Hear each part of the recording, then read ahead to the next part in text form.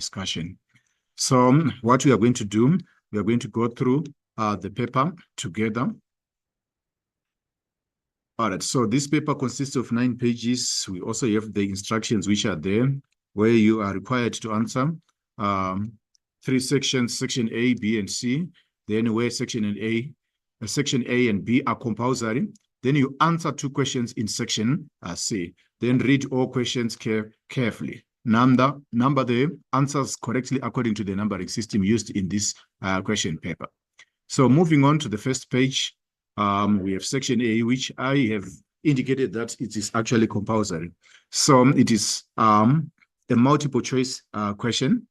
So the first question reads, in a job contract, a probation period could refer to a cycle where the correct answer for this particular question would be where employers finalize the skills training, for new workers. So that is known as the probation period. So in this case, our correct answer will be the letter D. Moving on to the next question. A health-related intervention program refers to a. So when we are talking about an intervention program, we are talking about the activity which you actually do to address health risk factors. So the most suitable answer here would be D, which reads a set of activities targeting health risk factors. So our correct answer in this scenario would be D. Moving on to the next question, which reads, public participation in a democracy is the process where citizens provide feedback on decision-making to influence government policies. So in this case, our correct answer would be B. Then moving on to the next question, which is 1.1.4. Writing a reflection on a project should mainly focus on.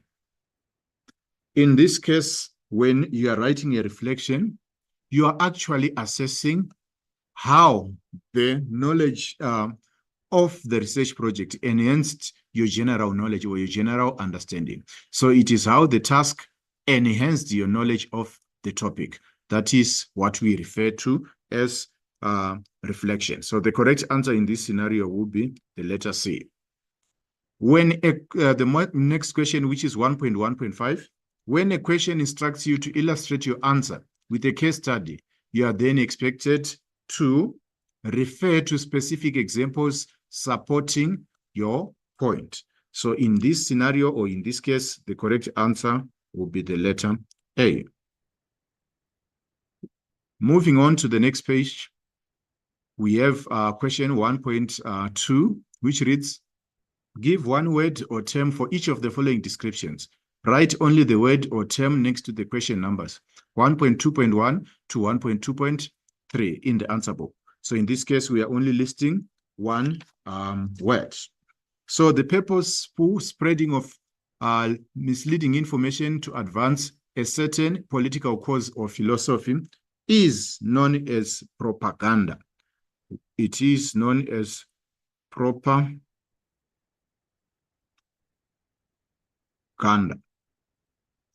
Then moving on to the next question, 1.2.2, a formal organization of workers that participates in collective bargaining on behalf of its members in the workplace is known as a trade union. It is known as a trade union. Then 1.2.3, a form of favoritism whereby close friends or associates are given position of power. When you give close members of the family positions of power simply because of your relationship, it is known as nepotism. That is an example of nepotism. That is an example of nepotism. Moving on to question 1.3. Answer the following questions by writing the answer next to the question numbers 1.3.1 to 1.3.3 in the answer book. Set 2 possible financial challenges for an upcoming entrepreneur. So entrepreneurs, we are talking about people who start businesses. So when people, an upcoming entrepreneur, when they start business, one of the problems or the challenges which they are going to come across in terms of finance is the issue of inconsistent cash flow. So that is the first issue, inconsistent. The first point is inconsistent cash flow into the company can be a financial challenge which they can encounter. In addition to that, they might start their business by borrowing money from somewhere. So as a result, they may face too much debt.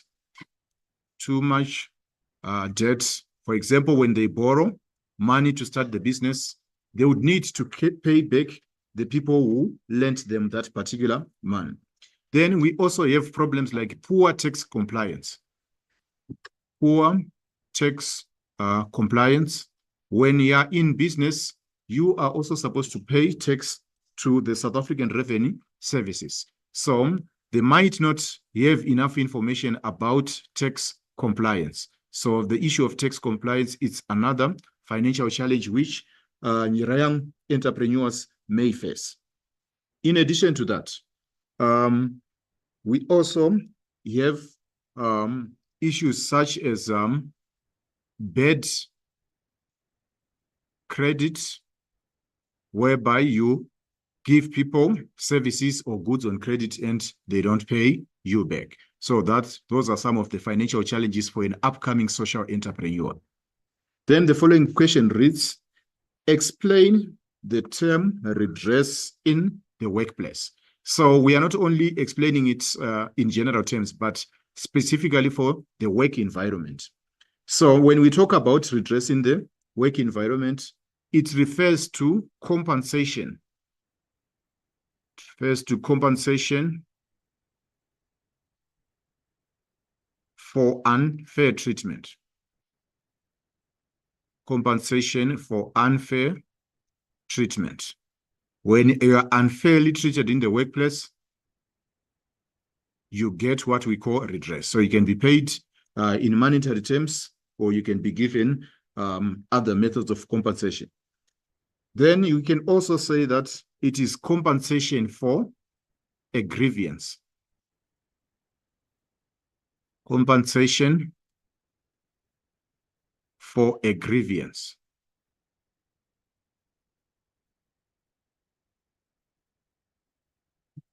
So these are the two possible responses for question 1.3.2.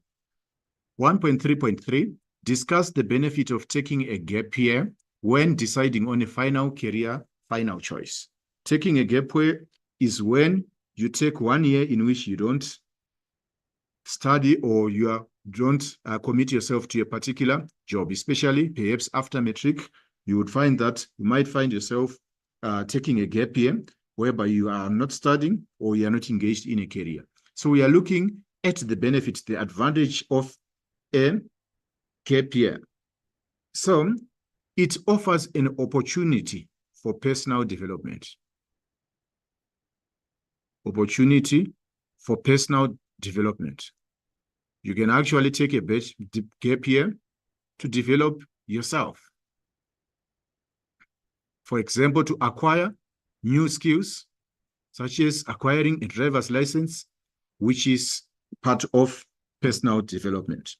Then in addition to that, you can also say that it allows you the opportunity of refreshing.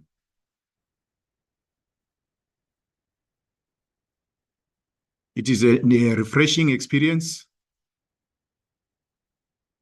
which allows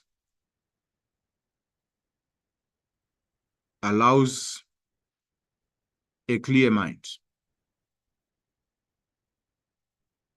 So when you have a clear mind, you can actually get to determine what exactly you need to accomplish in life.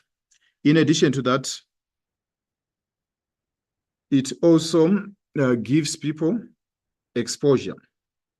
A gap year can actually give you exposure. Exposure to new ideas. Exposure to new ideas. That is the advantage of taking a gap year. Moving on to the next question, which requires us to look at the infographic which is provided. personal fitness and health goals. Committing to a consistent workout routine, lifestyle, and nutritional plan will not only build your body, it will also build your mind. Describe one social benefit of including recreational activities in a personal lifestyle. So when you engage in recreational activities, leisure activities, which can be sport activities, it actually results in improved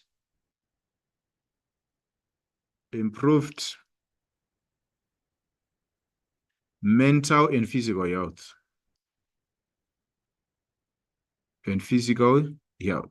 It results in mental and physical health. In addition to that, it improves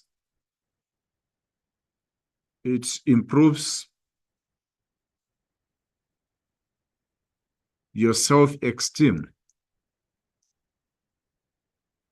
It actually improves your self-esteem. It improves your self-esteem. Then it increases energy.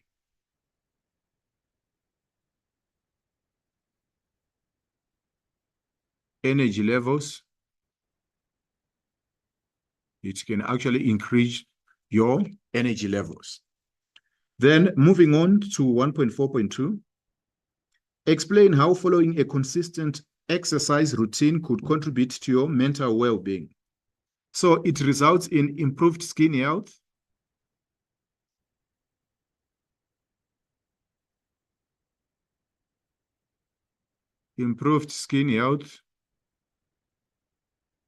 better cardiovascular health. Cardiovascular, it refers to the health of the heart. So it actually improves the heart. In addition to that, the heart and circulation, blood circulation as well. Then it also enhances better relaxation.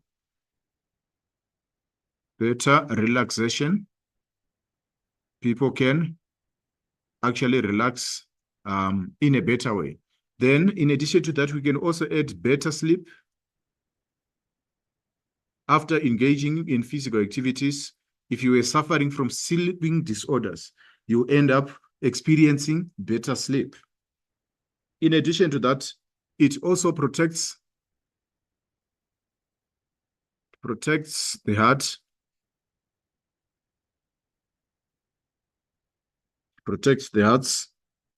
Then you can also add that it builds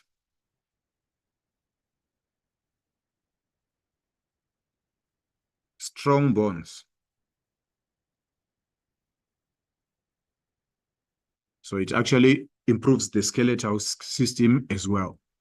So moving on to 1.4.3, which reads, explain how following a consistent, that is the question which you have answered, 1.4.3, discuss one possible advantage of following a balanced nutritional plan on a person's long-term physical health. So a nutritional plan, it is basically a plan of what you eat, which we actually call a balanced diet. So the advantage of having a nutritional plan is that it protects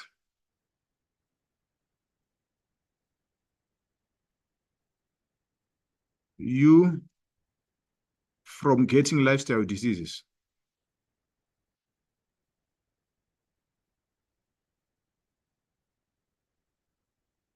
It protects you from lifestyle diseases.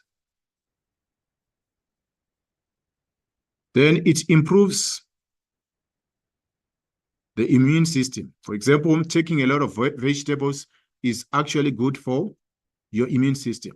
It improves your immune system. It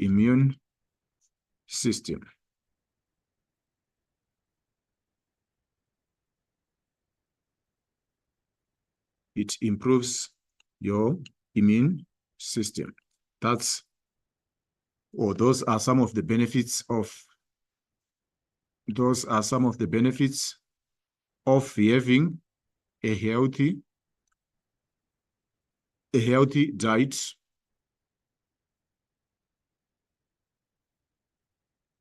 All right, moving on to the next question.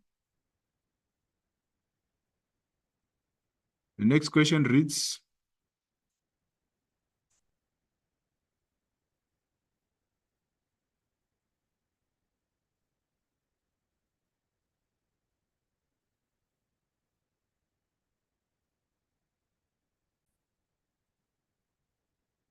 moving on to section B, which is a compulsory section.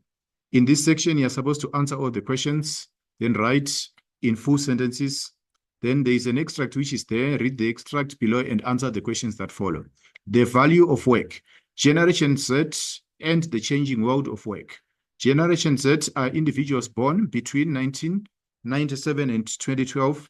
Most of them are exposed to a world of widespread technology, social media, and also internet access. They constantly strive for a better work-life balance and healthy relationships. They place value on the human experience, recognizing that there is more to life than work. This unique perspective shapes their behavior and the way they value work, either at school or in the workplace. Generation Z consider transparency and openness, and more important than experience, they are always hungry for feedback, so much so that 73% are willing to question authority, resign if they do not receive regular feedback. Now, moving on to the first question on this section, which actually reads, define the term value of work. So when you talk about value of work, we are talking about the amount of money that a task is worth. The amount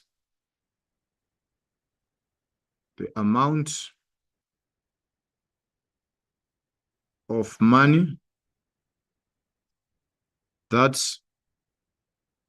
a task is worth.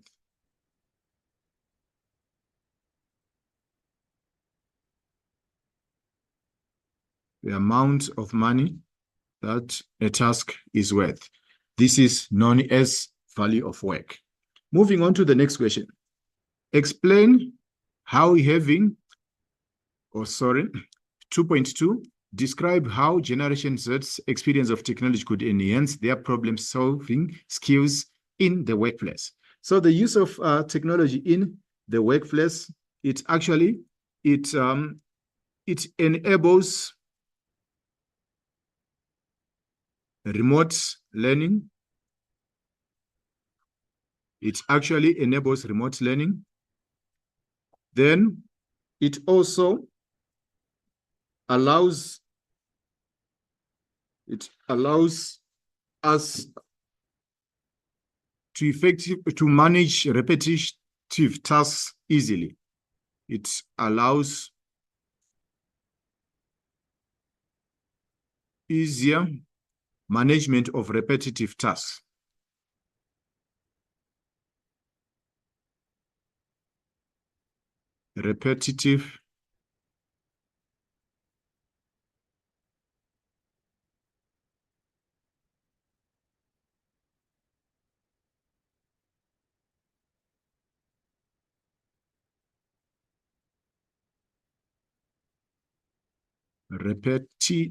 Repetitive tasks. So these are some of the benefits of using technology in the workplace. Moving on to question 2.3. Explain how having internet access could improve one's strategy to complete tasks or projects more effectively. So when you have internet access, it allows easier research,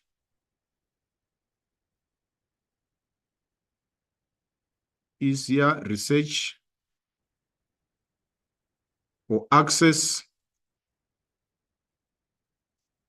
to multiple sources of information.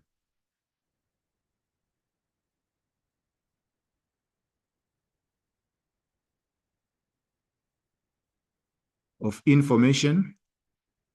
allows the use of multiple sources of information. Then moving on to 2.3. 2.4, discuss 2 advantages for young workers who maintain a healthy work-life balance, where you effectively balance your work life and also your social life. It actually results in enhanced physical health,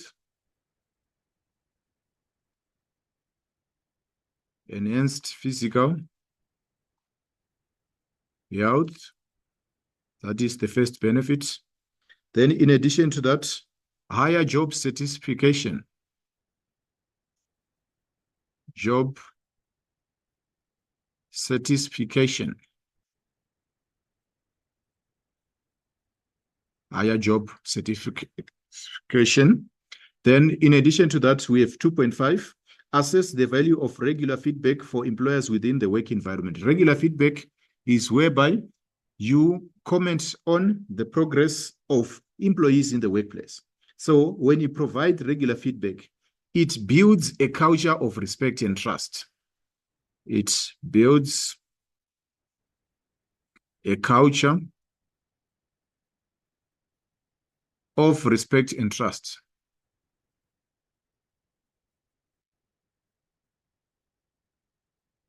So it allows a culture of respect and trust. Then in addition to that,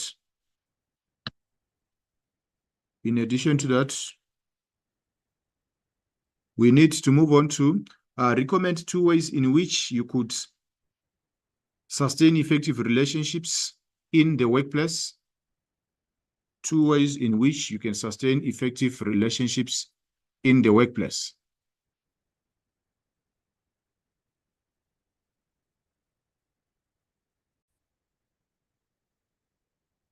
The next question reads, recommend 2 ways in which you could sustain effective relationships in the workplace. In each answer, also indicate how this may enable you to be more productive at work.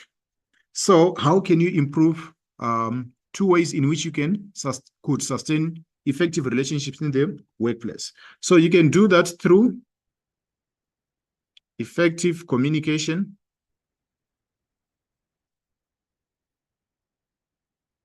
communication with colleagues, with co-workers,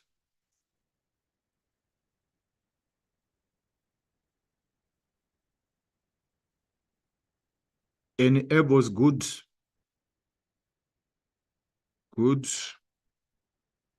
working relationships.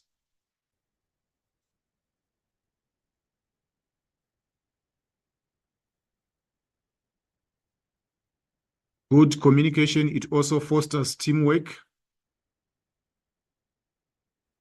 a sense of teamwork in the workplace.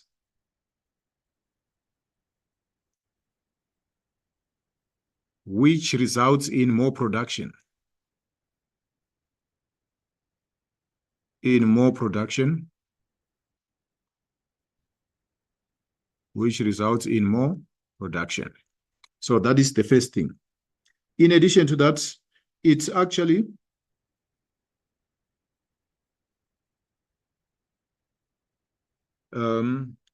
you need also to provide moral support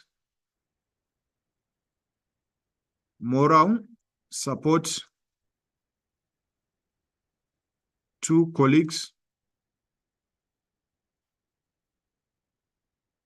providing moral support to colleagues enhances productivity.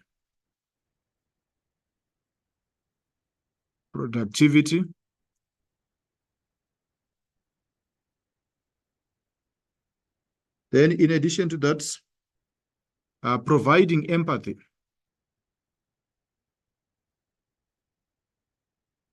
leads to teamwork again, which improves productivity.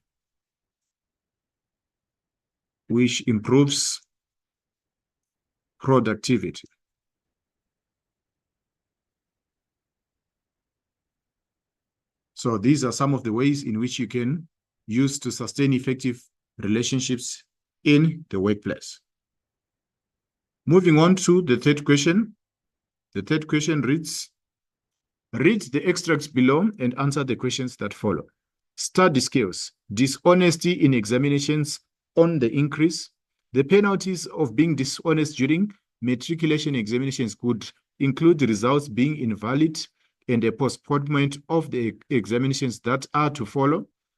If learners are discovered to have had access to or circulated leaked question papers, they could also face criminal charges.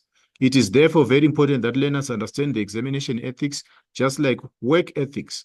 It means to follow rules, guidelines, and moral principles. These give direction on how assessments are conducted or the manner in which it impacts on your professional life in the future. As a learner, failure to adhere to these moral principles could impact admission to higher education institutions. Over 1,000 grade 12 learners were banned from sitting for examinations after being found guilty of cheating during the 2022 National Senior Certificate NSC examinations. These learners will only be permitted to sit for NSC examinations after disciplinary hearings. Grade 12 learners are obligated to sign an NSC examination pledge before the commencement of the final examinations as a formal commitment to upholding the values and rules of this pledge, which may motivate learners to commit to academic integrity. So the first question reads, state 2 actions that you may unintentionally commit in the examination room that are considered to be dishonest.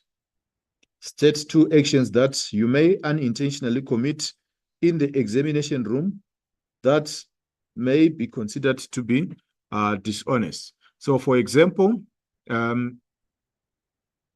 carrying electronic devices by accident, though people are scanned before the entrance. Electronic devices by accident. Then you can also mention accidentally carrying crib knots,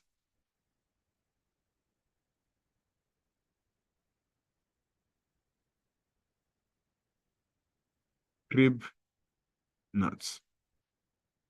So these are 2 actions which you might do unintentionally through forgetting, whereby you can carry electronic devices which are not allowed in the examination room, or accidentally carrying crib notes which are also not allowed in the examination room.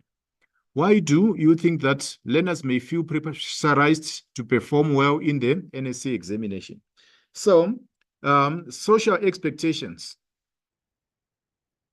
Social expectations.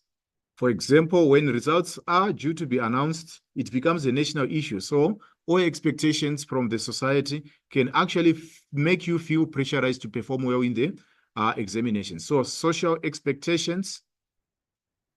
Then family expectations. Expectations, they play a role. In addition to family expectations, we also have things like we live in a competitive world. So you may feel pressured to do better than your friends or to do better than your siblings. So we live in a world of competition. So competitive environment.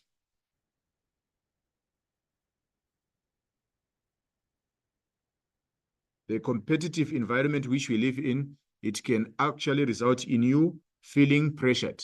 In addition to this, we also have pressure from teachers and parents. From teachers as well. Parents, the pressure which they put on you, it actually results in you being pressured to perform well. Moving on to the next question. Explain how dishonesty during the NSC examinations could impact a learner's admission to higher educational institution. So the first point which I would want to make is that colleges and universities,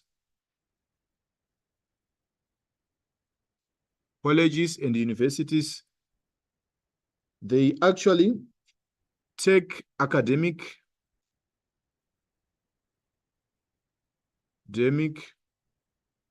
integrity seriously. They value academic integrity. They value academic integrity.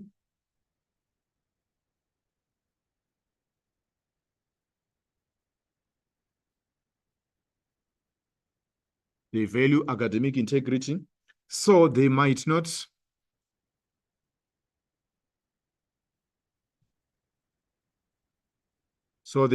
admit you. They may not admit you to the institution. You might not get a place at all. If you are guilty of cheating examinations, they may not even allocate you a place. So that is how being dishonest in the NSC examinations could impact a learner's admission to higher education institution. The next question, 3.4, discuss 2 ways in which you could revise your own study strategies to ensure that you are well planned for the examinations. So the first thing which you can list is that you can incorporate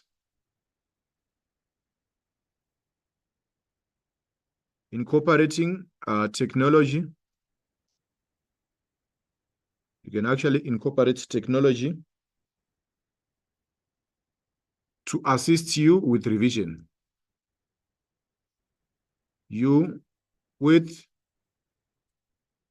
For example, you can actually watch YouTube videos on certain concepts or on certain lessons to assist you with revision. So that is the first point. Then in addition to that, you can also prioritize your weak areas. Give more time to things which you struggle with. Prioritize weak areas. That is how you can also do. Then in addition to that, you can also develop a study timetable. A study timetable.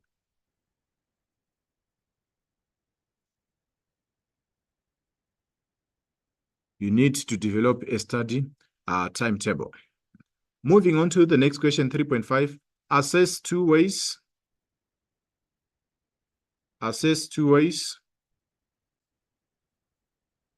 in which honoring the NSC examination pledge may help you to maintain academic integrity.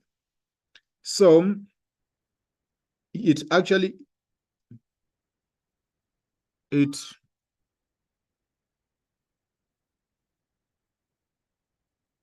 assess 2 ways in which honoring the NSC examination pledge may help you maintain academic integrity. All right, honoring the pledge, it actually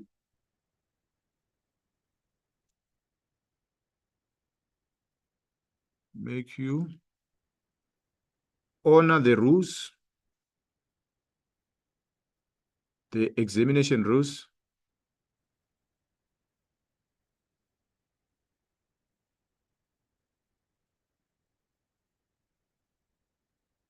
It reminds you, it guides you rather, to do the correct thing during examination. During the examination.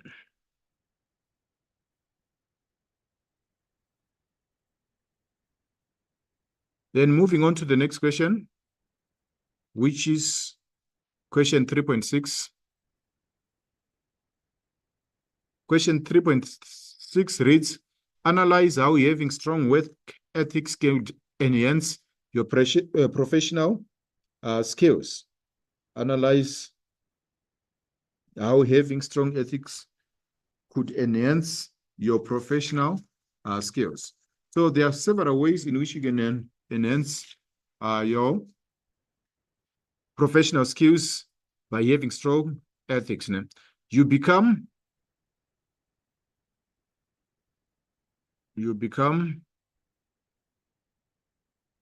more productive in the workplace. Then strong work ethics, they promote teamwork in the workplace. When you have strong work ethics, it promotes teamwork. In addition to that, you earn the trust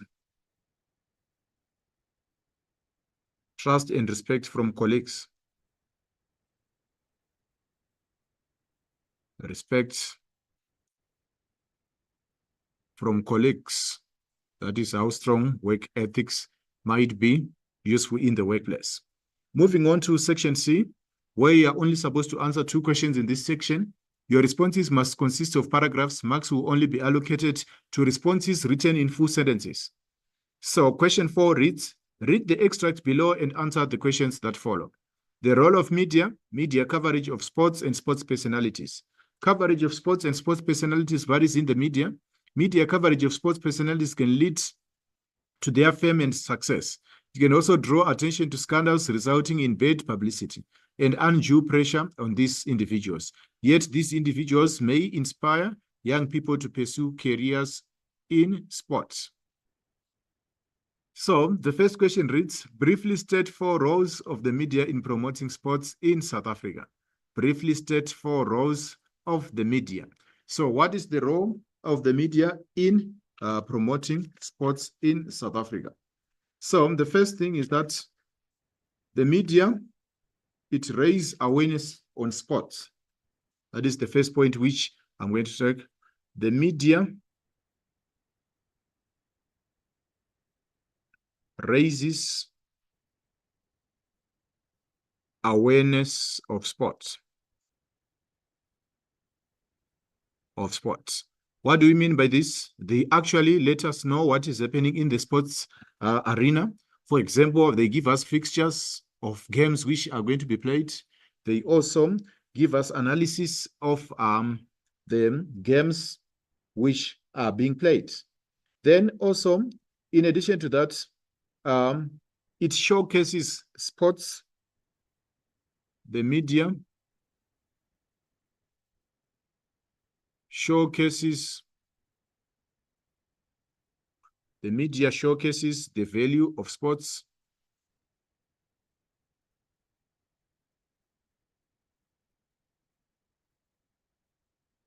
The value of sports. The media, it also provides analysis, provides insight and analysis of sports events. Analysis of sports events.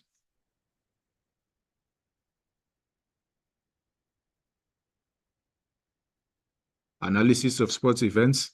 In addition to that, you can also say that the media actually increases visibility of sport.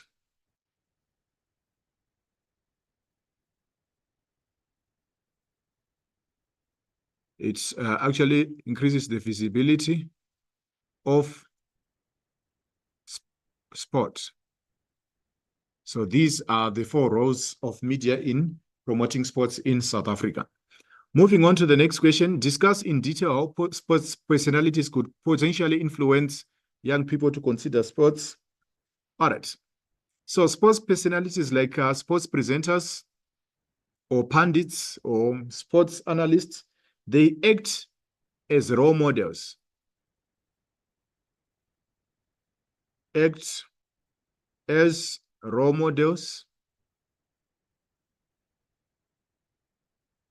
to the youth. That is the first point. They act as role models to the youth. Then the next point, they also provide mentorship. Provide mentorship.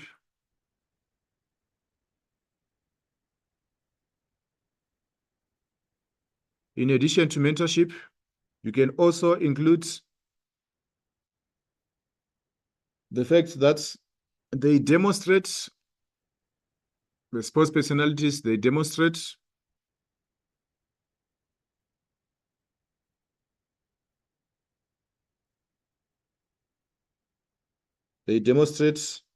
hard work, passion, which inspires young people.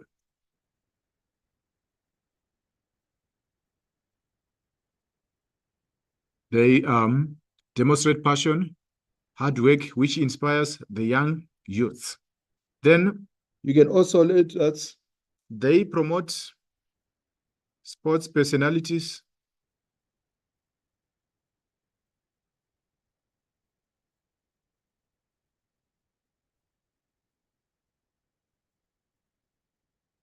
promote positive values,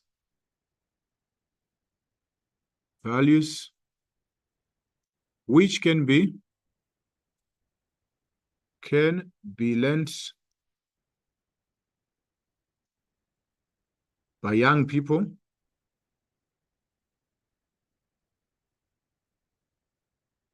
And they will end up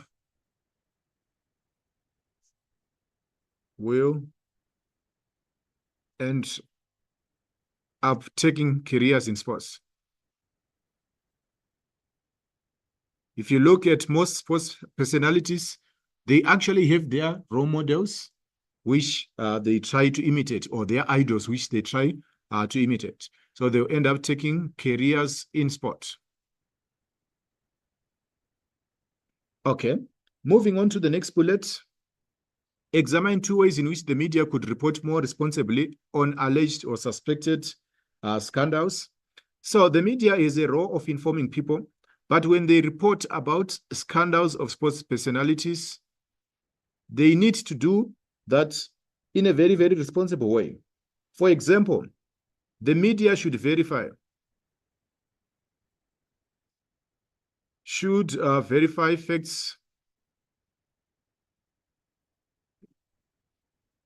facts before publishing.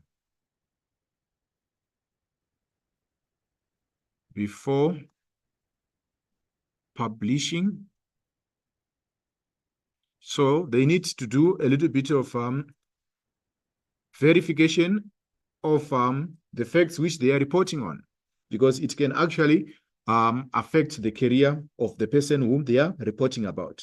Then, quoting credible sources. So when they are looking for information, let them quote credible sources to make sure that the information came from sources which can be trusted. Quoting from credible sources. In addition to that, the media also needs to respect people's privacy. Respecting people's privacy.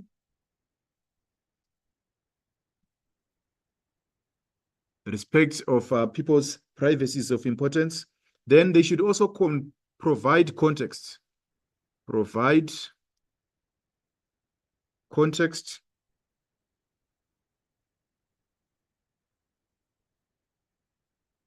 of the issue they are reporting about.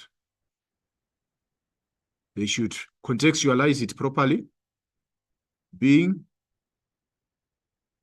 reported. In addition to this, the media is also a responsibility of focus on the issue at hand issue at hand and not the person. Or focus on the issue at hand, not the person. So in other words, we are saying that they should avoid character assassination. Character assassination. Assassination. So these are some of the ways in which the media could report more responsibly on alleged or suspected scandals of sports personalities. So this brings us to the end of question 4. Now moving on to question 5, which requires us to read the extract which is below and answer the questions that follow. Social and environmental responsibility, participation in community service. Social and environmental responsibility or community service is the act of being accountable for one's action and behavior in a manner that benefits society at large. Through engaging in community service, the youth may also gain valuable employability skills. South African youth are well aware of their social responsibility towards society through youth programs. Many young people are now empowered to take the initiative in making positive changes in their communities. Now, moving on to the next question. The next question reads, write paragraphs on social and environmental responsibility. So briefly state 4 ways in which young people could promote safe and healthy living environments. So young people, they have a responsibility in the community of promoting safe and healthy environments by doing the following things. They can spread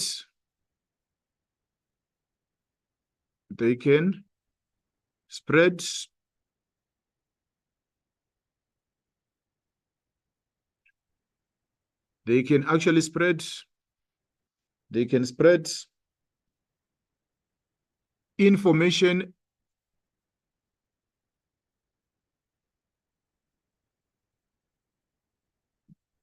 on health and environmental awareness.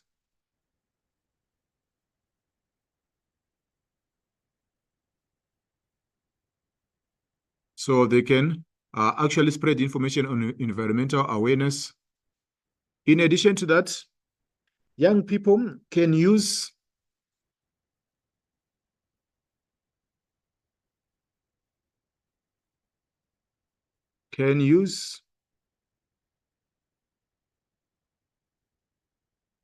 sustainable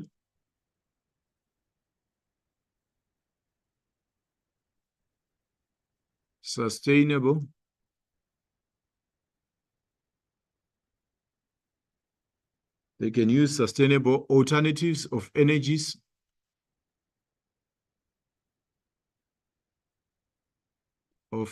energy. For example, instead of using fossil fuels, young people can come up with new innovative fuels which do not pollute the environment. In addition to that, we can talk about campaigns. Young people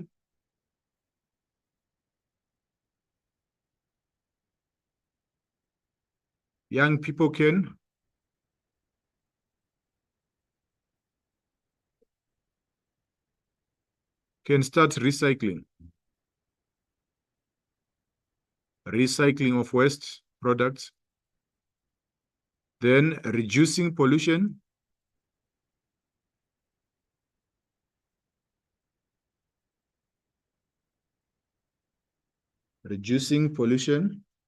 then launching community gardens,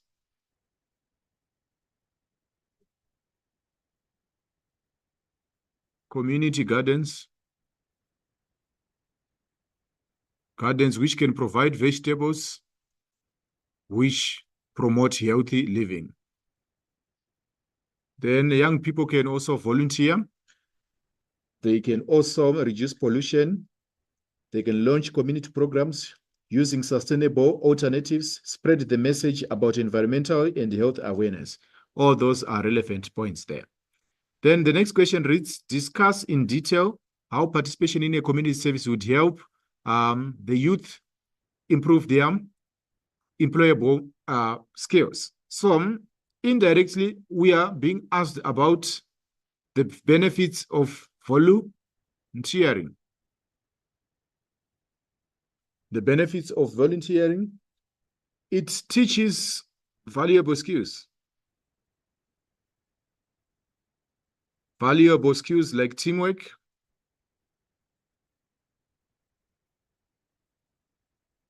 e.g., teamwork, collaboration,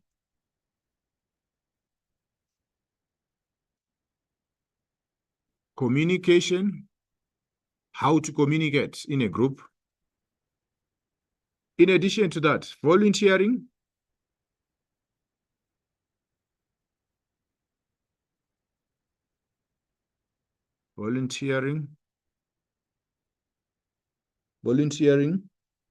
keeps you up to date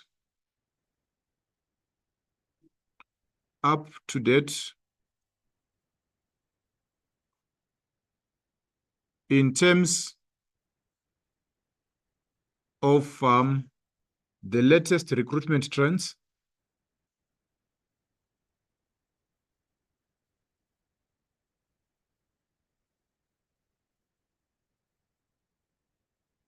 It keeps you up to date with the latest recruitment trends. In addition to that, we also need to add that volunteering broadens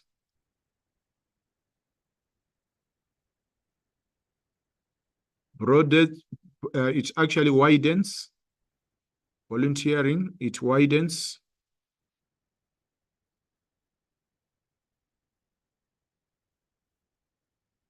your network.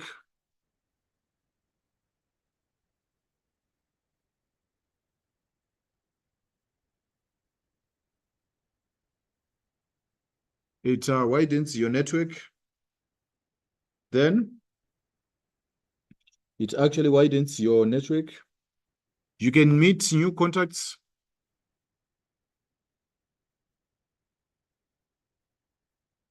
New contacts.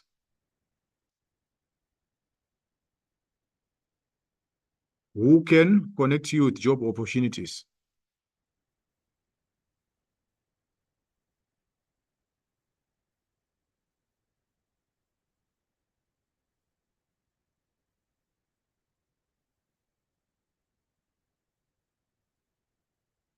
So you can meet new contacts who can connect you with job opportunities. Then in addition to that, we need to answer the last question, which is examine two ways in which empowered people could motivate the other youth to address social issues in society. So when we have an empowered youth, especially young people, they can be empowered through education. So empowered youth can empower other youth. Empowered youth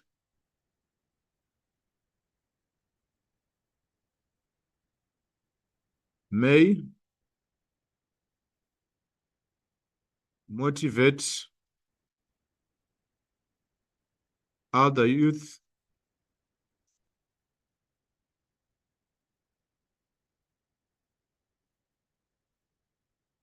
through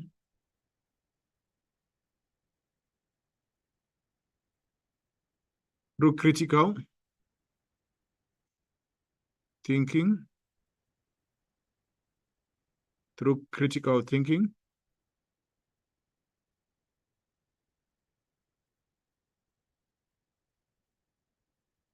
All right, the second way, they can give other youth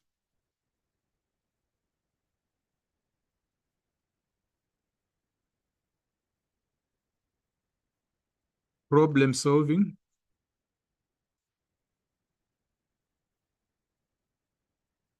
techniques which may be useful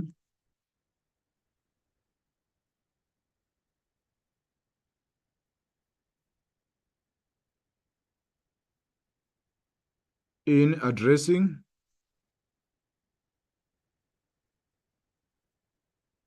social challenges such as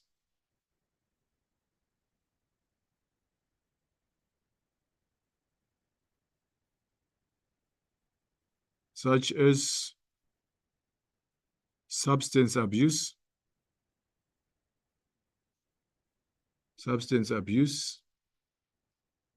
gender-based violence,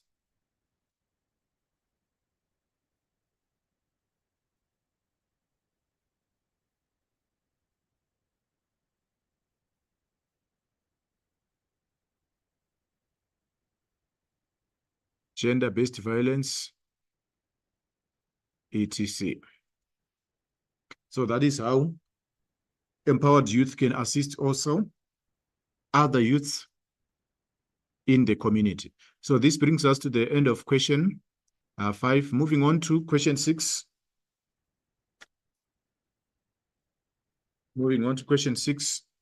Question 6 requires us to read the extract which is given. Read the extract below and answer the questions that follow. Lifestyle diseases, TB, a silent killer.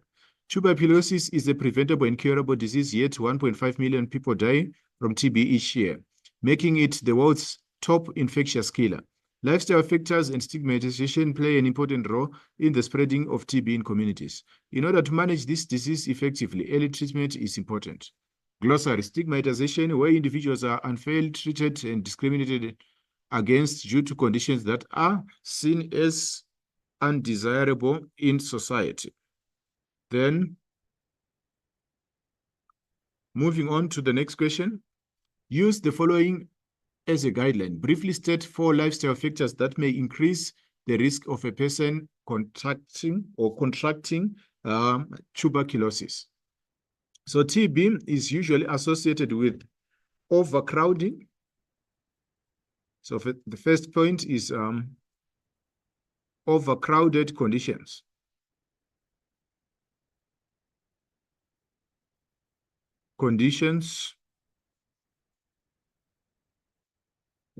Enable the transmission of the TB disease. Transmission of TB. TB is an airborne disease. So if people live in overcrowded conditions, it can be easily transmitted. TB, that is the first factor. Then moving on to the next factor, the second one. Then working in environments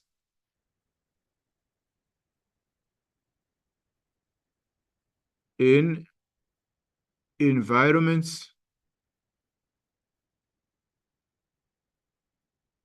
in environments with many people,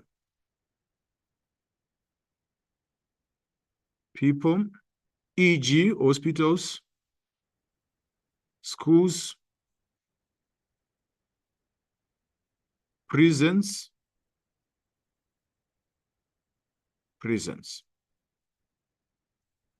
Then in addition to that, issues such as other conditions such as HIV and AIDS. When you're infected with HIV or AIDS, you can easily transmit, or you can easily get TB. Then we also, since it affects the lungs, we also have things like smoking. They can actually enable you to transmit the disease, smoking. Then we also have things like other conditions such as diabetes. And also we have things such as undernutrition or malnutrition, when you're not eating enough of good food or balanced diet, malnutrition. So you should also be able to eat well so that you can avoid contracting TB. So these are the lifestyle factors. So if HIV and AIDS, smoking, diabetes, malnutrition, overcrowded conditions, working in environment where there are many people. Now, the next question reads,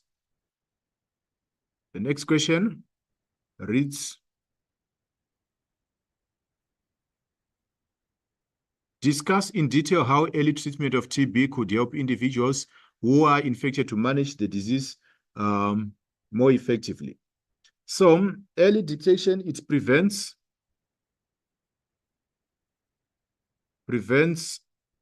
drug resistance. If you start getting treatment for TB, it prevents drug resistance, whereby drug resistance is a situation whereby the drugs which you'll be taking or the medication which you'll be taking might not work. So that is known as drug resistance. Then another thing, TB medications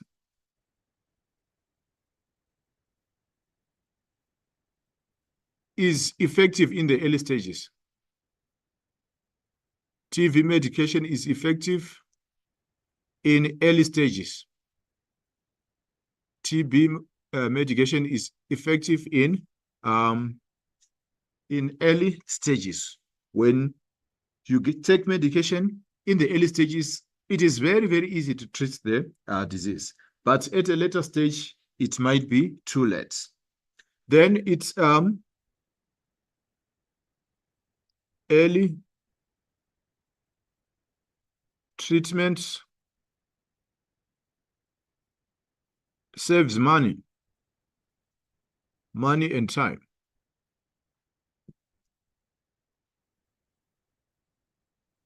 Then in addition to that, it reduces transmission to the next person. It reduces transmission to the next person. Then the next question reads, examine the possible impact of stigmatization on the effectiveness of treatment for TB infected individuals. So when people are discriminated or they are stigmatized, they become reluctant. Stigmatization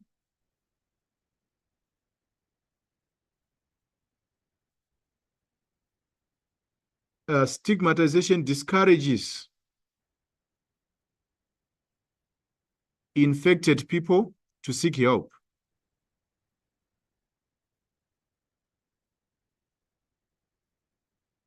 To get medical attention. They are afraid to speak out about their status or condition. So at the end of the day, they cannot get to the hospitals or to the clinics so that they can be treated. So stigmatization discourages infected people to get medical attention. Then the next one is that stigmatization can lead to discrimination. Stigmatization can lead to discrimination.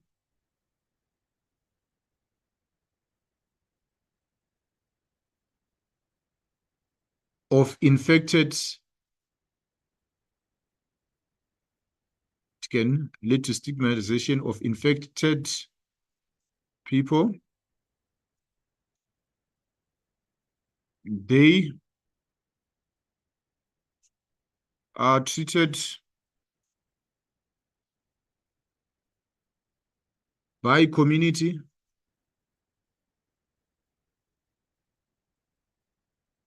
as outcasts,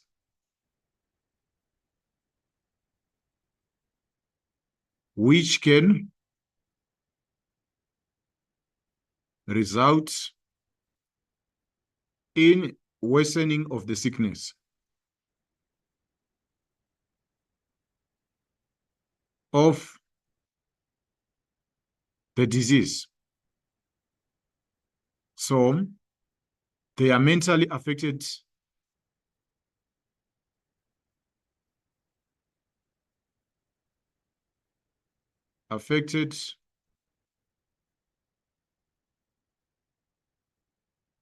Leading to depression,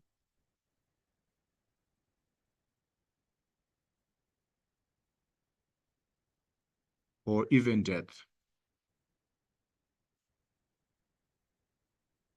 In addition to this, we can also say that stigma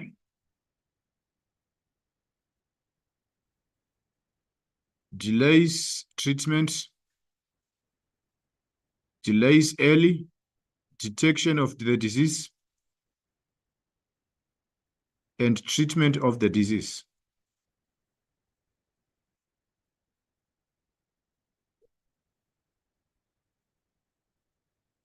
Stigma delays early treatment of this particular disease.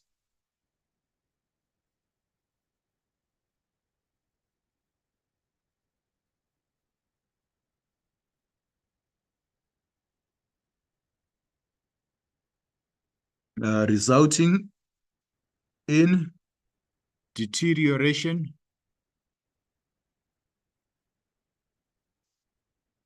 of the health of the affected or infected,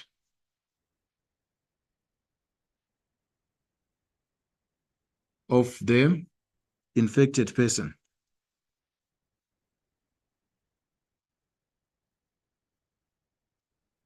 Which can lead to early death.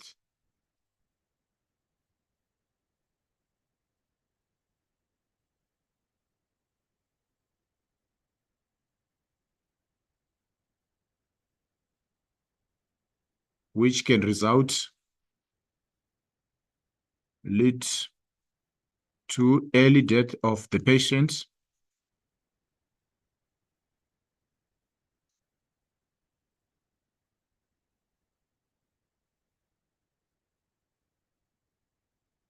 Which can result in early death of the patient. Then stigma also results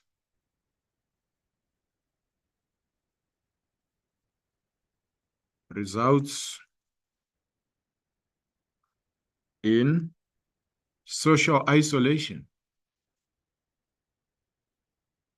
When someone is socially isolated, they do not interact with other community members. This can affect the mental health of the patient.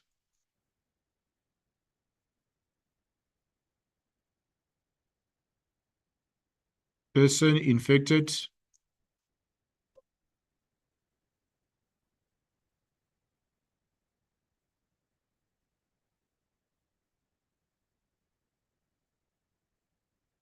which can affect the mental health of the person infected and worsen the condition, the health condition rather,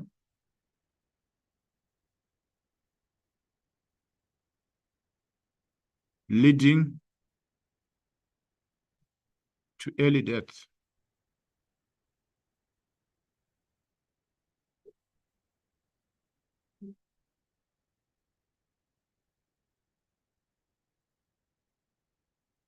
Leading to early death.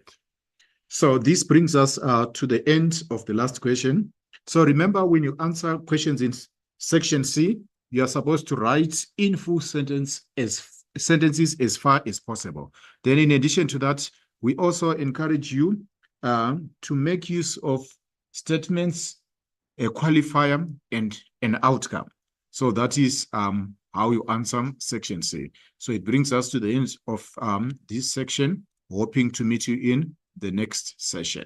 Thank you.